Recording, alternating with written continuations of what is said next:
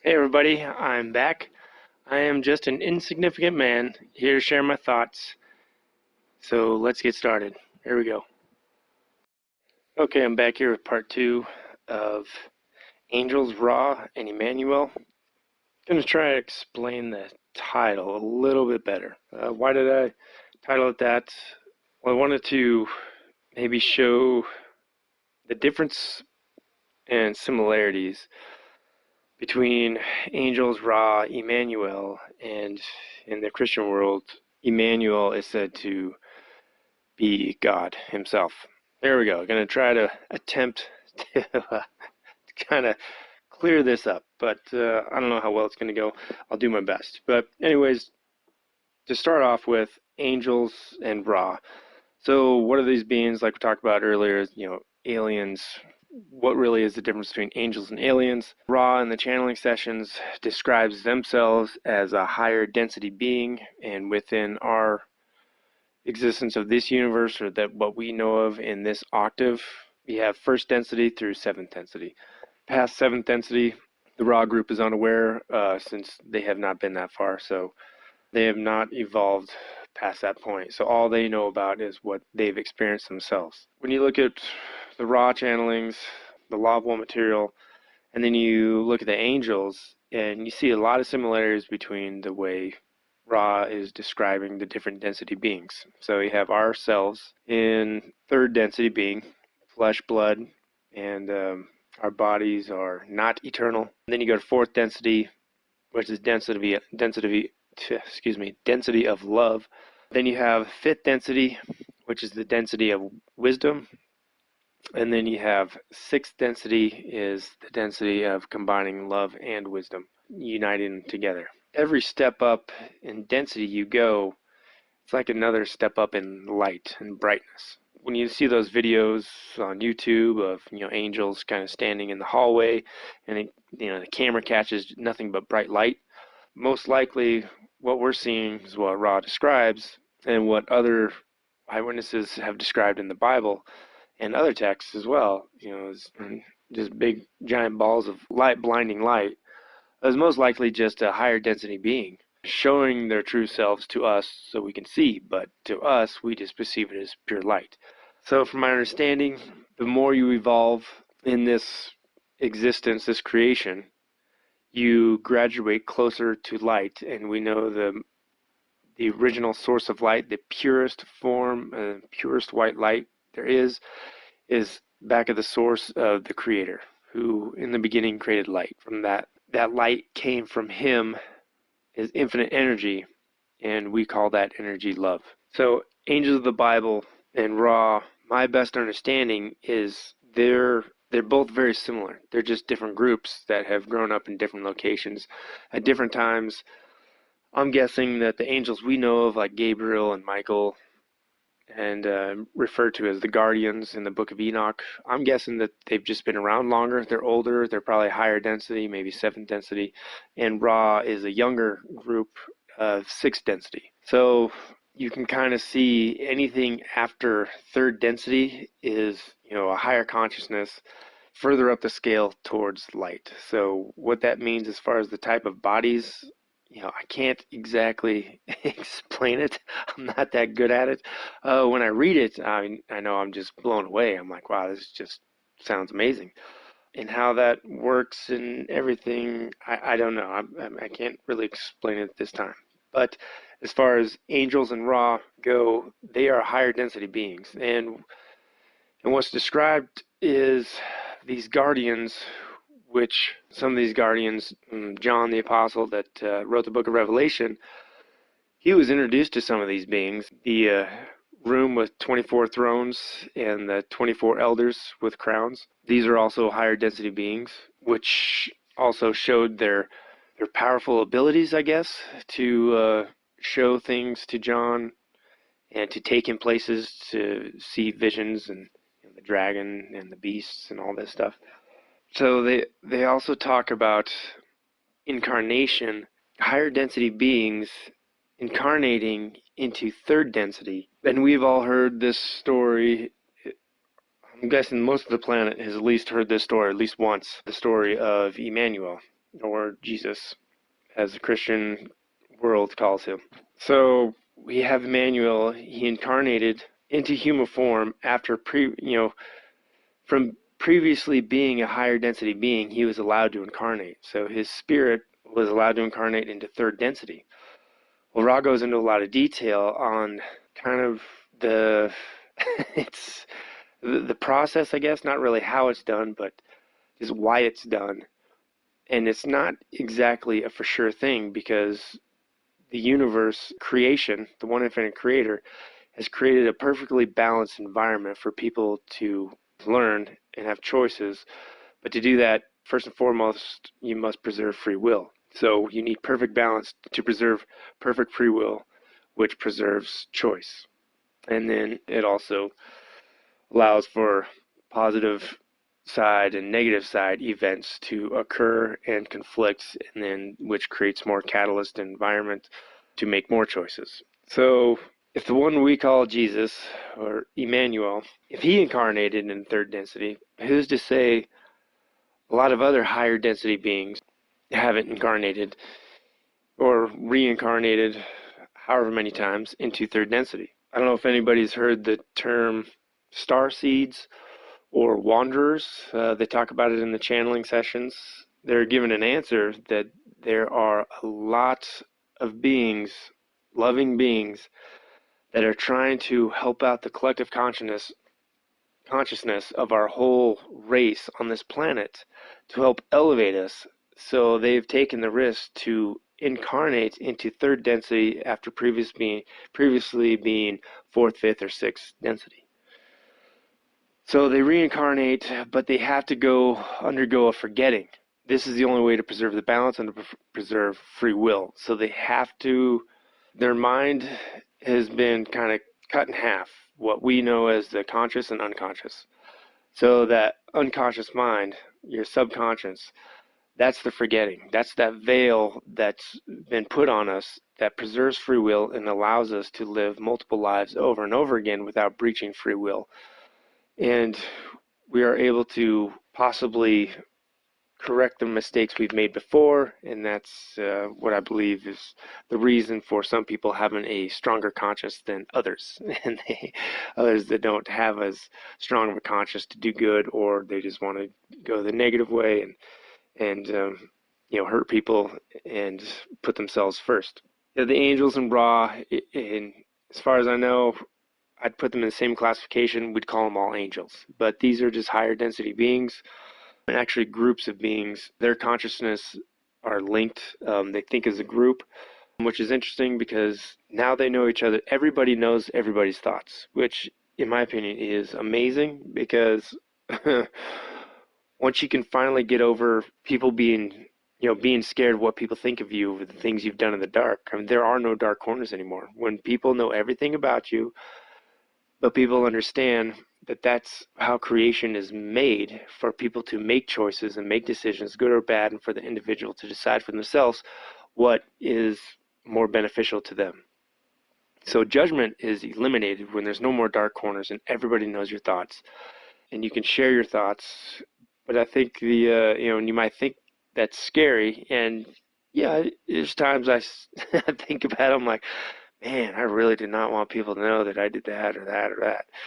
But once you can get it out of the way, that initial flush of everybody knowing what everybody's ever done, but at the same time they know everything you've done, so it's kind of like a neutral ground, and then you can move past together.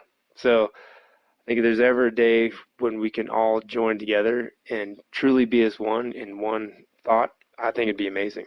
So Emmanuel is coming from an existence like this, incarnating into third density, and he's having to relearn everything on his own, and has to relearn what he's already known his whole previous existence.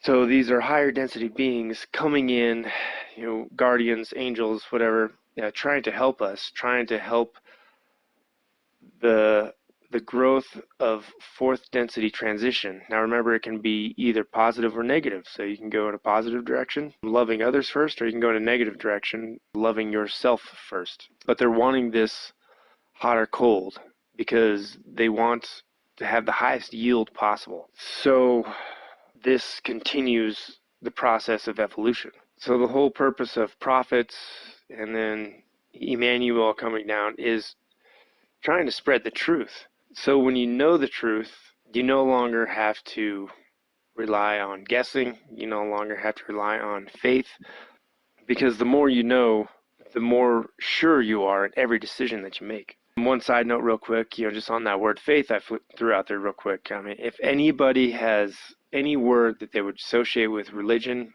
my guess would be, like, the first word I would spit out is faith.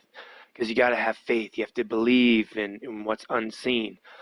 That's very true. You got to have faith. Like, if someone's going to pay you $1 million, you got to have faith that they actually have $1 million. But here's the thing. What religions don't talk about is what happens when you get that $1 million. Now you know it's true. You no longer have to rely on faith.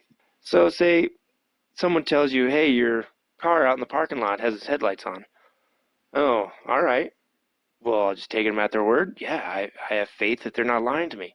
Okay, I go out there, I check the parking lot, check my car. Sure enough, my headlights are on. I no longer have to rely on faith because I know I've gained the knowledge that puts faith aside, and now the knowledge is what catapults me. So faith in my mind has always been kind of like a Band-Aid that gets you to the point of a stronger foundation. Like it's a raft floating on water until you can get to shore. So you believe you can get to a landing spot, and you're looking for a landing spot. And once you finally learn, man, you can put that raft on solid ground. You can get off, and now you can run. And you can run as fast as you can because you know you're on solid ground. You know you have footing, you have traction, you can go.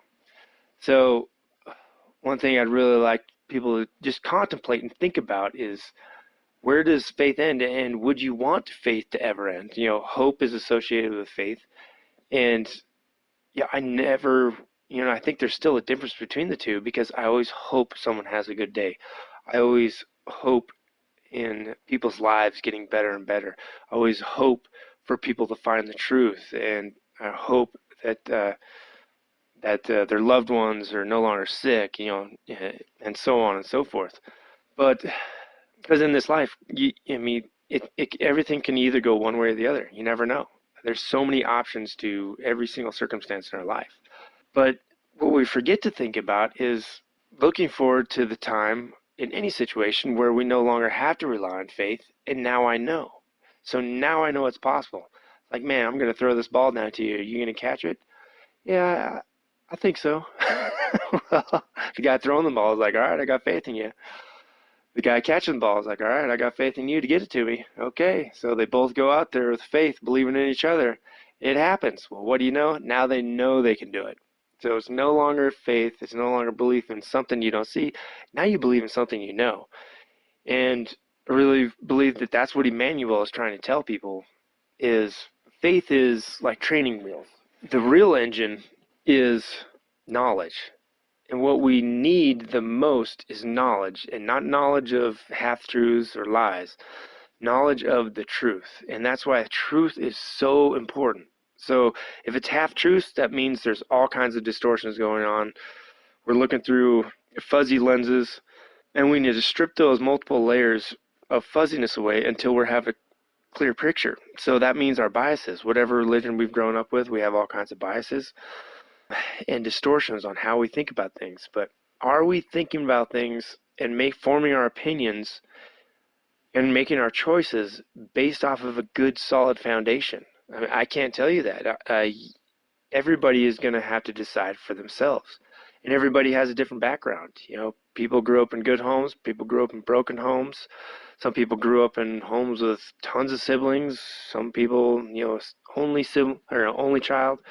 So there's so many different situations and backgrounds for everybody, but that's what everybody has to go through to learn what they need to learn. Everybody's in their own stage of growth, and everybody's at a different phase of learning, which is also, brings back judgment. That's why we need to think of ourselves more as being one group, and we are one in the Creator, and we don't need to judge each other because everybody's at a different phase of their evolution and growth. Those are the choices they make. Doesn't mean you have to like them, and if they affect you directly, you can do something about yourself or loved ones around you. But to just judge people and to shun them because of those choices, how loving is that? So then it comes back down to that foundational decision. Love. How are you going to love? And in what way are you going to love? So here's Emmanuel coming down, was an angel, what we call an angel, a guardian, a higher being, a higher density being. And in his group, and I don't know what group he was a part of, maybe the Guardians, I don't know. He talks about it in the Talmud of Jmmanuel. That's pretty interesting. So he's coming down and he is trying to fix and make corrections on the half-truths and biases that have formed the history of the Jewish nation. Right off the bat, he doesn't even hesitate. He says exactly who he is. He is not God. He is not the Creator. His mother was Mary, but his father was the one we call Gabriel. And as soon as I say that, man, people, you guys might be like, what the heck is this guy talking about? Oh yeah, crazy, right? So, back in the day, what was the only way to get pregnant? Well, sexual intercourse. Is that the only way to get pregnant nowadays? Absolutely not. So if these beings we call the guardians, angels, Gabriel, Michael, if they created our race, and the one we call God, which is their ruler, their king, which God means king of wisdom, their king of wisdom decreed that Adam and Eve were to be made, so we were created, and however they did that, I don't know. I mean, these beings are so spiritually evolved and powerful. They can form things with their thoughts and minds, and it's amazing that we kind of forget about simple things like when you think about something, when you picture something in your mind, where is that space? So when you think about things and you focus on things, can you make them happen? I believe absolutely. Sports is a good one. You visualize and you see yourself doing it, your body follows, and you do it. People that focus on whatever kind of work they do, focusing on making something happen, they're putting energy into it, they're focusing on it, they have it in their mind, they're making that image in their mind become reality. Well, when you look at these beings, they can actually do that with matter. So they can actually form things using the power of light and the Creator, what we call the Holy Spirit, that infinite energy, and they can focus and they can bring something into existence in the physical plane.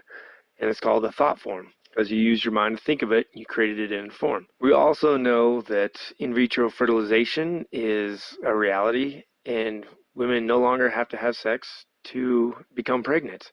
Is it possible that Gabriel was Emmanuel's father? Absolutely. It's definitely possible. Is it possible that Mary was impregnated without Gabriel having sexual intercourse? Absolutely. I really do think it's possible. And I really do think that's how it happened. One of the reasons is if you keep reading, one of the angels that comes down later when the tomb is empty, he won't even let Mary Magdalene touch him because he says he has a special suit on, and if he touches her, she's going to just burst into flames. Now, when you start reading the raw material and getting into the description of higher density beings, these are powerful beings. You're talking about beings that possibly have the power of the sun coursing through them. So I don't know about you, but I want to touch that socket. I mean, 110 is enough for me. And for crying out loud, would Gabriel want to have sexual intercourse with a third density being? Most likely not. I'm guessing that a perfect explanation for this is it was by ways of fertilization by some other means. I couldn't tell you exactly how, but I'm pretty sure it wasn't sexual intercourse. So anyways, as the story goes, Joseph was going to leave her, but Gabriel came to Joseph later and told him not to, and this is why. And then he stayed with her, and then the rest of the story continues. So at some point later in life, in Jesus' life, or Emmanuel's life, he decides that it's time for him to start spreading the word to the Jewish nation, but also anyone who will listen. He starts talking to large crowds and telling him what he knows and what he's discovered. And if anybody is starting to get the impression that I'm trying to take away from anything Jesus did, I am not trying to do that whatsoever. I personally think that the Talmud of Jmmanuel actually strengthens what we already think of Jesus. Even if Jesus himself says that he is the son of Gabriel, I don't think this takes away from him whatsoever. I think it makes it more amazing that he's always told the truth, and people have changed it out of ignorance because they didn't, either they forgot what he was saying, or they just didn't quite understand it to begin with. So these angels, Ra, and Emmanuel, higher density beings, well, they all follow this one law, really, and there's distortions within this law, and the law is the law of one, which means that everything is one under the one infinite creator. So these beings, they will call themselves God, and we'll take that as, oh my gosh, that's God, because we're ignorant people who are still building mud huts back in the day and fighting with sticks and staffs and swords, and our understanding is limited. But the reason they're calling themselves God is because that's their perspective. Because they are one with the one infinite creator. And if you are one with the one infinite creator, you technically are the creator. And when your spirit is joined in total oneness with the creator, you become the creator, and the son has now inherited everything from the father. And I really believe that's what the texts in the book of Revelation describe, is us inheriting everything that we see. So to inherit everything that the Father has, well, that's to become the Father. Because of our misunderstanding, thinking that the Creator and God are the same thing, when Jesus said, I and the Father are one, the people of the time, and even today, they take that as saying Emmanuel was claiming to be the ultimate. So God and Creator being one. What Emmanuel was really saying is that he and the Father, meaning the Creator, because he makes a distinction later that there's a difference between the Creator and God. God is a creation of the Creator. So he was created by creation itself. The highest being is creation. He created God. Now God is a higher consciousness being that we can't even comprehend, but there is a distinction between the two. So in our ignorance, when we hear Jesus say, I and the Father are one, we take that to mean that he is God. But there's a distinction. In the law of one, everything is one under the Creator. So Jesus was calling the one infinite Creator Father.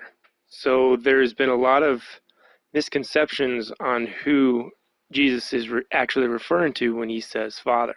And in this case, I and the Father are one, is he is one with creation. And under the law of one, we are all one with creation. But if there is a pecking order, a hierarchy that you would go through, the one infinite creator is at the top.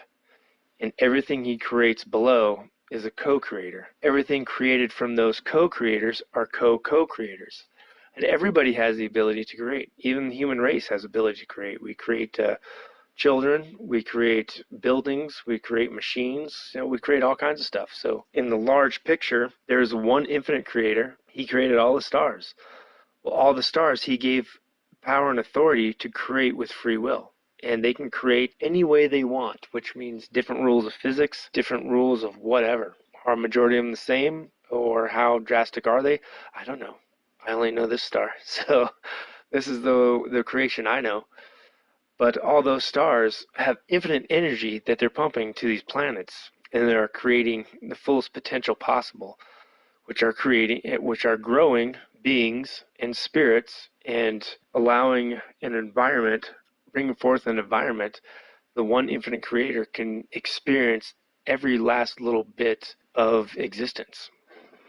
So he experiences everything through his creations. So our misunderstandings of God, Jesus, or Emmanuel, and who he really is, it's kind of hard to wrap our heads around when we never quite understood most important foundation, and that is their perspective of the law of one. For example, when I was little, angels, do they go to church? Do they have a temple? Like, what do they do to worship? Like, is it just the same thing we do? Because we have all different kinds of religions. So when Gabriel goes home, like, does he go to church every Sunday? I don't know. What does he do? What what do they actually believe in? They're always trying to help us with in cryptic ways, but we really have no concept or idea of what they truly believe. They've been trying to tell us, like I said, cryptically, without breaching free will. They're the gardeners, so I'll believe that they know more about growing humans and spirits than I do. But the other part of me wishes they would have just come out and flat out said it. But maybe they have, and I think they absolutely did. But it was all covered up. So Jesus, or Emmanuel, in the Talmud of Jmmanuel, has been saying very clearly that everything is one under creation, even the one we call God that created us.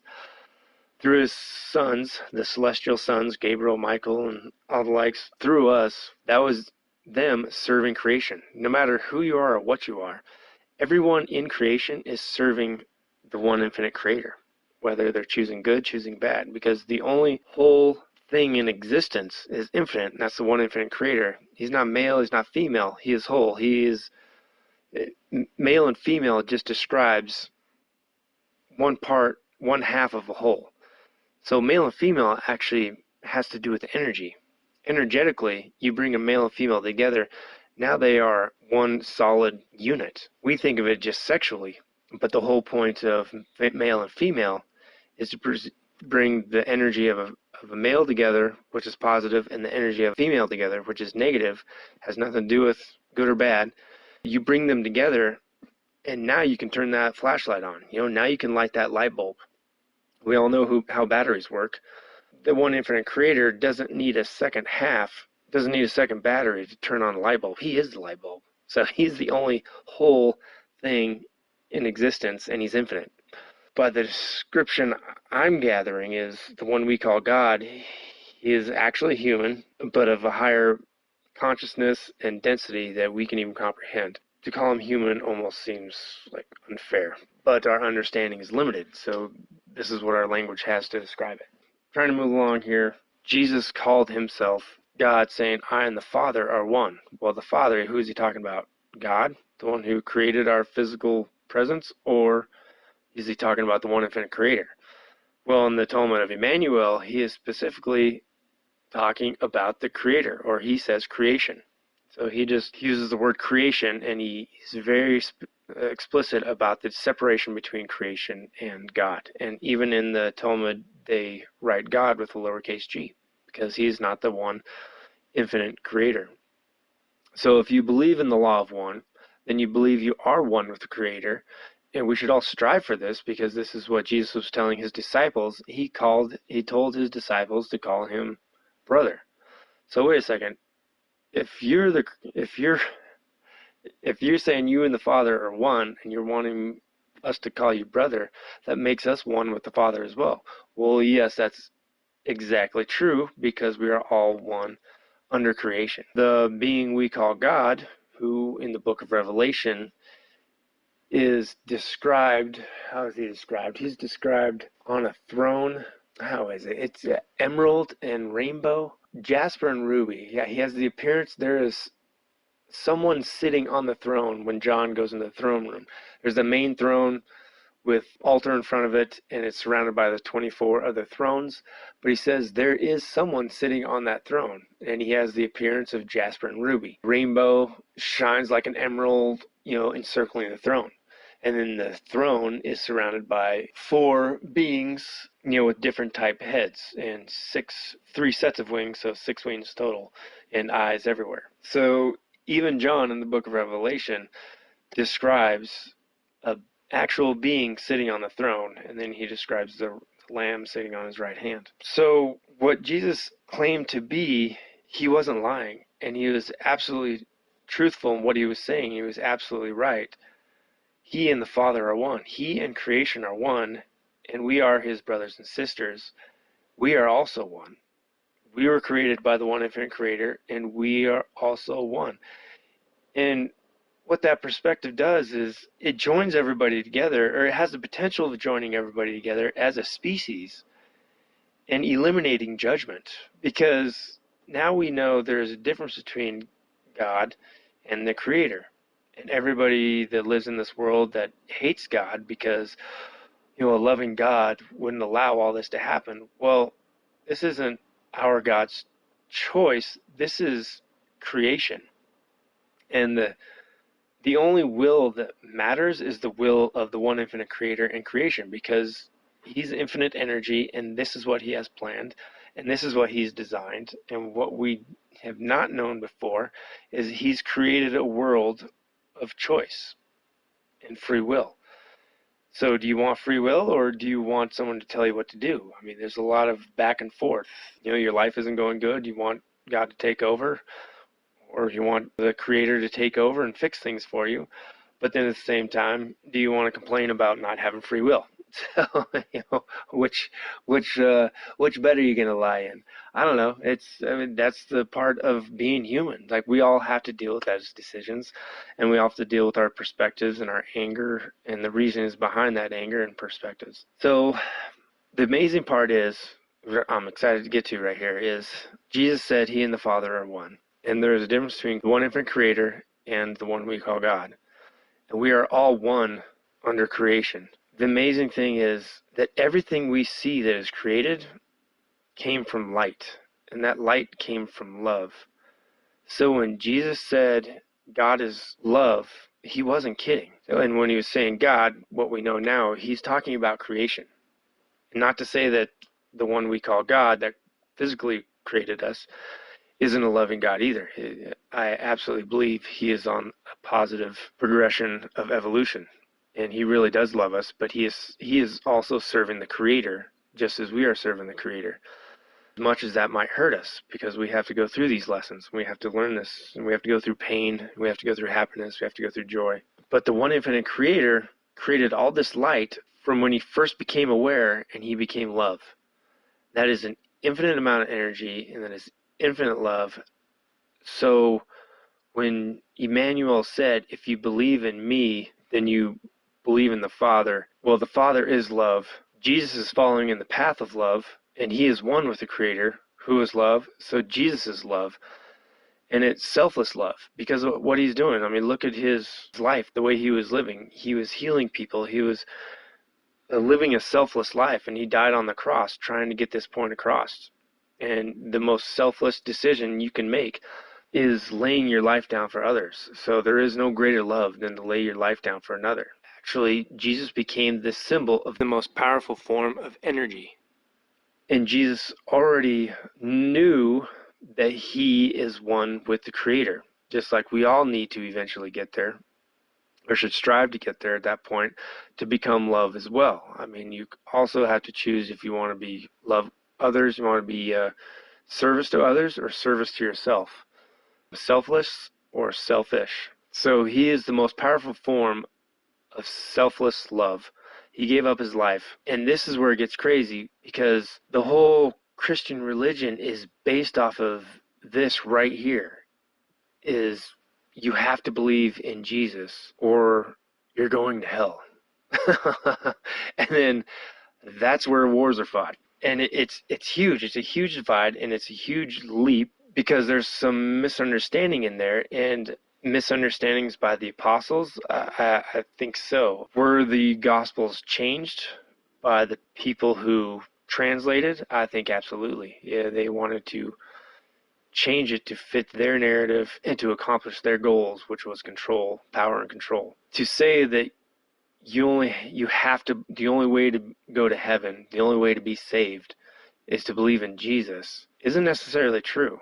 Because if you look at it, Jesus and the Father are one. The Father is love. Jesus became love, the most perfect form of love, selfless love. And then how are the people that lived before Jesus, how are they saved and go to heaven? Well, the amazing thing is our concept of heaven is distorted as well. And we reincarnate in multiple lives to help us progress, to help us evolve further down that scale of light. So when the harvest is here, the gardeners have a full yield, which means when we die, and the Bible talks about this, we do a review of our life, and then we have a choice to reincarnate.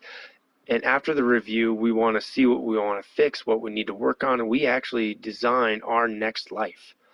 And we put parameters in there to make sure that we don't go a certain way one direction versus the other. And we actually are doing that to ourselves. When we think it's God making these horrible decisions, it's actually us ourselves through free will. We are designing our lives because we look back on the review of our previous life and we see what we want to work on, and we are given the free choice and free will to continue down whatever path we want to go down, the positive path or the negative path. And then we set parameters if we start going too far the wrong direction with our choices. So the people that lived before Jesus have not been forgotten about, and we don't need to worry about, oh, well, we don't know if they went to heaven because they didn't know who Jesus was and we couldn't believe in Jesus. And you know, something about that always didn't sit right with me. I knew there was some strong truth about it, but it didn't always feel like the whole truth. I don't know if anybody else out there feels that way, that it's always just kind of felt a little off. And then if you wanted to question it, you were told you can't question it, you have to have faith, you have to just believe. Well, what's wrong with knowing the truth? What's wrong with knowing is more powerful, isn't it? I believe so. So the truth is, Jesus, Emmanuel, and the Father are one. The Father is love. Jesus became love. If Jesus said, if you believe in me, you believe in the Father, which means you believe in love, which means love is what saves. Love is what you have to believe in. Jesus, sorry, getting all choked up.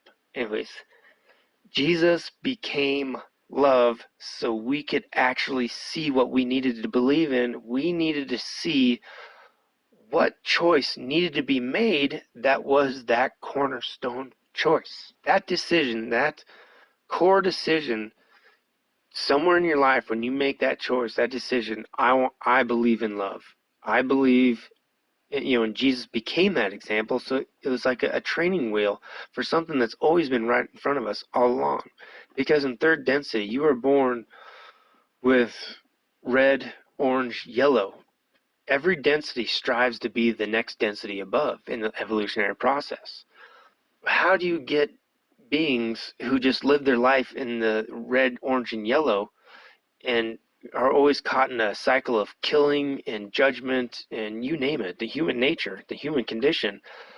How are they ever going to evolve to that next phase, which is the green energy center, which is right in the smack dab middle of your chest, like it's in your spine? But that's why we feel that burn, that love for people that we care for and the loved ones that we lose. It burns in the chest. That's energy burning in that energy center. That is your green light energy center. That green is that purest form of love. And that's what actually heals, that green light. When you separate white light, that green light from the Creator, from the Holy Spirit that enters the body, that green light, when it's separated out, is what heals. And it's what builds.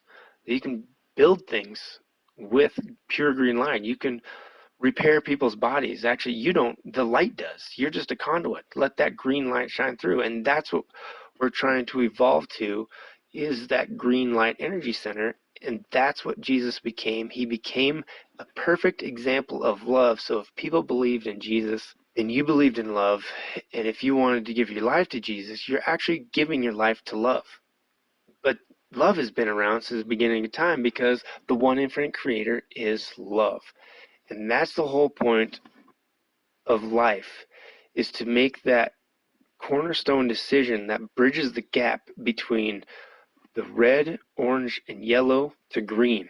And once that bridge is made and that green energy center comes alive, that spark is lit, it can grow. I mean, it can just kind of sit there and smolder as well, or it can grow and it doesn't just have to stop there. So it's like a catapult.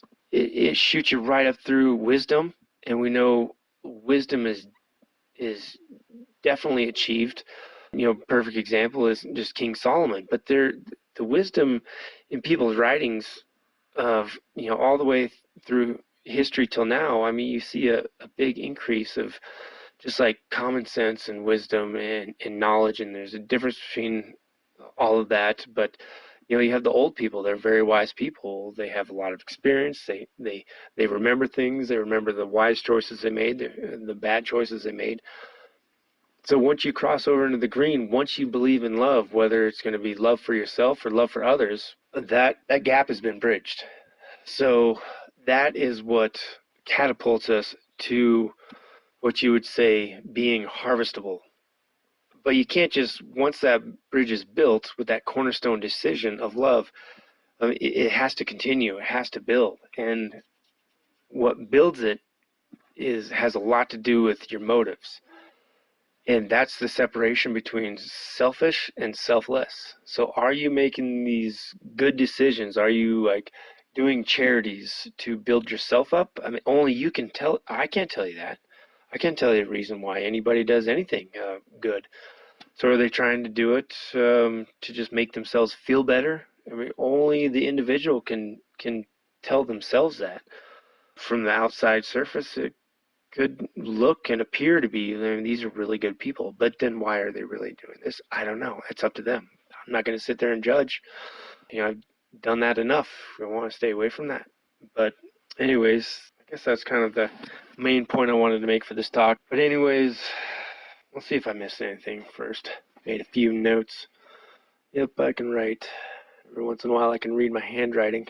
I wanted to talk a little bit next time about just like the formation of the Bible, the texts, how you can kind of trust some texts over other texts, why some religions have more Bible or more books in their Bibles versus others. Can you trust this Talmud of Jmmanuel, raw channelings, etc., etc. And then talk a little bit about that. Then also want to cover a little bit about just the rules that angels have to live by. The gardeners have to live by rules in this creation. We all serve the one infinite creator. Well, the creator created the laws of nature. So they're serving the laws of nature. They're higher conscious beings, and they are doing their best to serve as well. But what are their parameters that they have to stay within? Talk a little more about co-creators, the one infinite creator, and everything underneath it. One thing I kind of forgot to touch on was energy centers. Totally forgot to mention that the rest of the world kind of knows of them as chakras. So chakras and energy centers, same exact thing. But yeah, the main point for this talk has just been what exactly Jesus meant by He and the Father are one. What He meant was the Father is love. He is love. If you believe in Jesus, you believe in love. And to make that choice to truly believe in love and live the rest of your life believing in love, that is the cornerstone decision, and that is what Emmanuel did for us. So there is nothing that the Talmud of Jmmanuel takes away from anything that Emmanuel did. And then cover some other little topics as well as far as forgiveness. So what exactly forgiveness has to do with any of it, and you have forgiveness and then you have karma. So why is forgiveness so important? Well, where does karma come from? And is it real? I'm willing to bet that everyone listening to this believes in karma and can give quite a few examples of it. I know I can. I just had something happen to me the other day, and my ankle still hurts because of it. Anyways, all right, this is the Insignificant Man signing off. I hope everybody's doing good, and I hope y'all take care. All right, later.